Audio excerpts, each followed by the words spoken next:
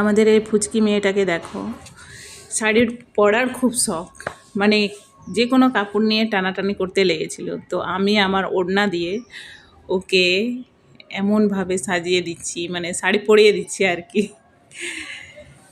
আর ও মন দিয়ে পরছে শাড়ি, খুব শখ শাড়ি পরা। সর্বপ্রথমে শাড়ি পরিয়ে দিলাম, তারপর কি করবে দেখো। ছোট্ট মেয়েটা মনে পড়লো, প্রণাম করলো, তারপর ওর দিদির কাছে যাবে, ওকে প্রণাম করবে। শাড়ি পরে ও খুব খুশি, এখন বাইরে যাবে, লোক কে আছে তাকে প্রণাম করে আসবে। দেখো ছোট বাচ্চাদের শেখাতে হয় না, যেটা বড়দের কাছে। শাড়ি পরিয়ে দিয়েছি, নাচ করছে।